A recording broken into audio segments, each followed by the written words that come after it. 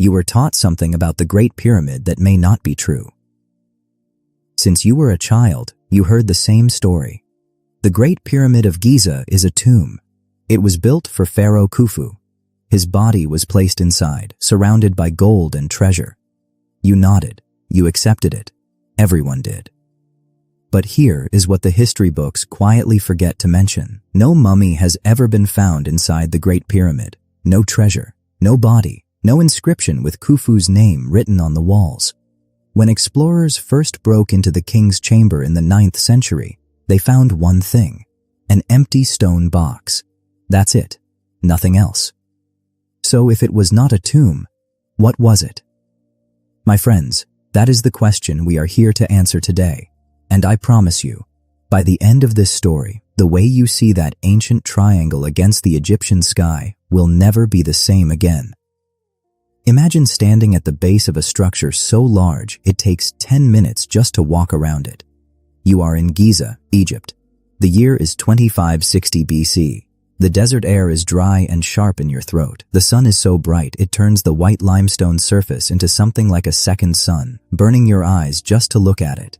You tilt your head back and further back, and still, the top is not there yet. The Great Pyramid stands 146 meters tall. That is taller than a 40-story building. It is made of approximately 2.3 million stone blocks. Each block weighs between 2 and 80 tons. Some of these stones were carried from quarries, special places where stone is cut from the earth, more than 800 kilometers away.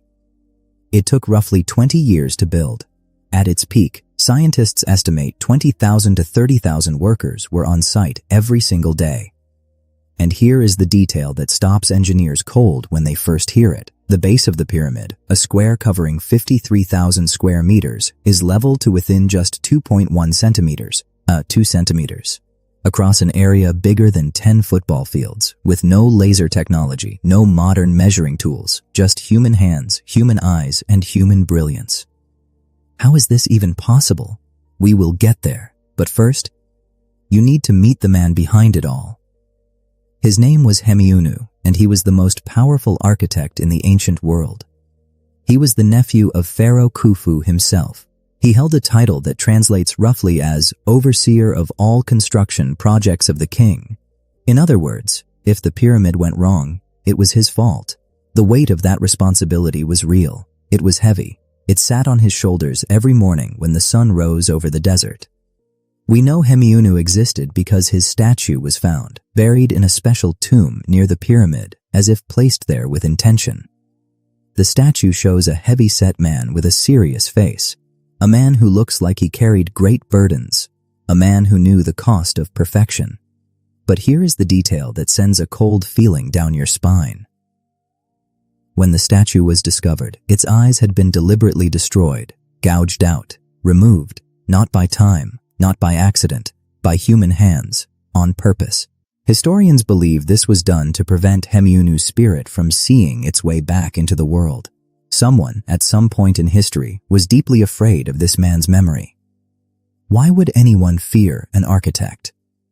That question has no clean answer, but it tells us something important.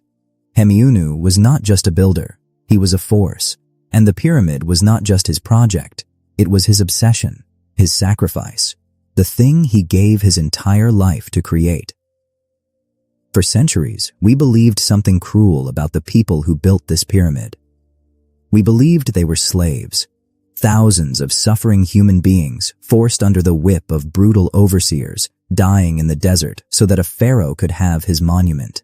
This image appeared in paintings, in films, in school textbooks around the world. It was wrong. In 1990, a horse stumbled near the Giza Plateau and broke through the ground into a hidden tomb. Inside, archaeologists, scientists who study ancient human remains and objects, discovered something extraordinary: the tombs of the pyramid workers themselves.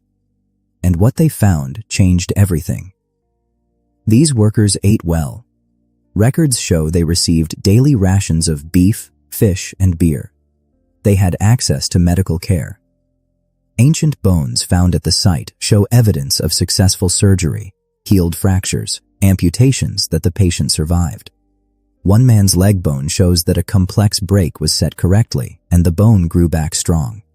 This man lived. He was cared for. 4,500 years ago, someone made sure he survived. The workers were organized into teams with names like Friends of Khufu and Drunkards of Menkaure. These were not the names of slaves. These were the names of people with pride, with identity, with belonging. Picture one of these men.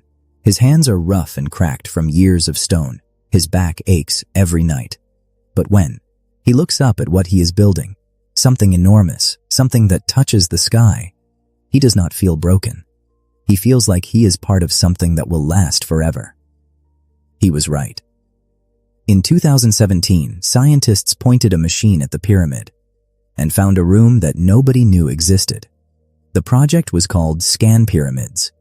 An international team of researchers used muon particles, tiny invisible particles from space that pass through solid objects, to see inside the pyramid without breaking a single stone. Think of it like an X-ray, but for an entire mountain of ancient rock. What they found stopped them completely. Deep inside the Great Pyramid, above the Grand Gallery, a long, tall corridor inside the structure, there is a void, an empty space. It is at least 30 meters long. It has never been opened. Nobody has been inside it. Nobody knows what it contains. This is not a theory. This is not a guess.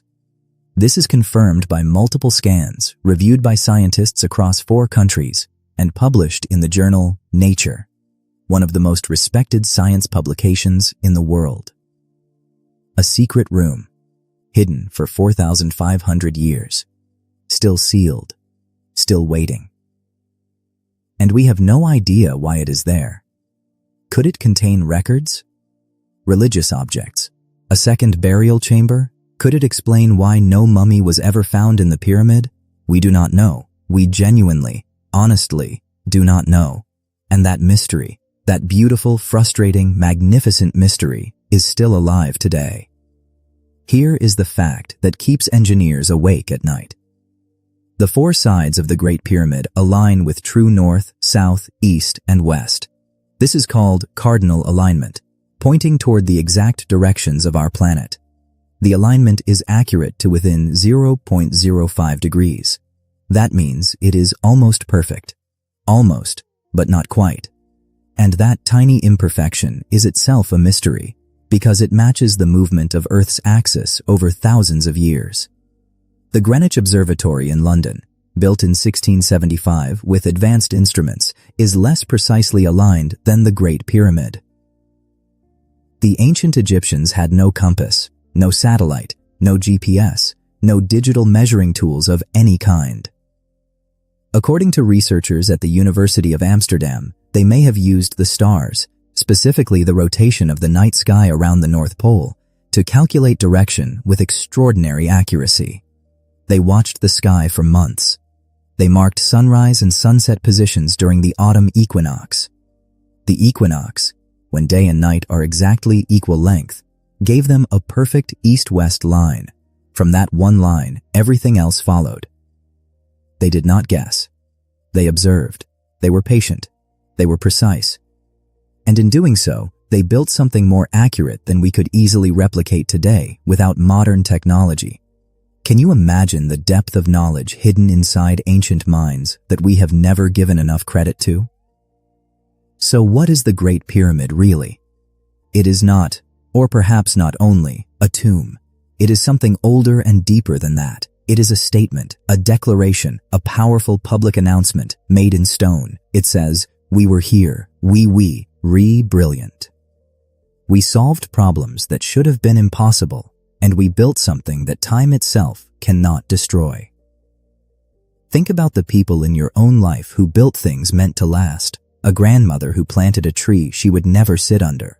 A father who worked 30 years at a difficult job so his children could have easier lives. A teacher who stayed late, year after year, quietly shaping minds that went on to change the world. They were all doing something the ancient Egyptians understood perfectly. We build beyond ourselves because something in us refuses to disappear. The pyramid is a mirror. When we stand before it, in photographs, in imagination, or one day perhaps in person, we are not looking at the past. We are looking at ourselves, at the part of every human being that wants to matter, that wants to leave something real behind, that wants to say, even in silence, I was here, I tried, I built. The Great Pyramid has stood for 4,500 years.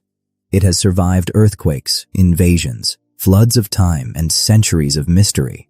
And it is still standing, still pointing north, still hiding its secret room, still waiting for us to understand it fully. My friends, perhaps the hidden truth behind the Great Pyramid is not a hidden chamber or a lost mummy.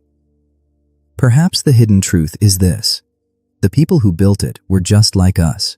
They were afraid of being forgotten. They were proud of what their hands could do. They wanted someone, someday, far in the future, to look up at what they created and feel something.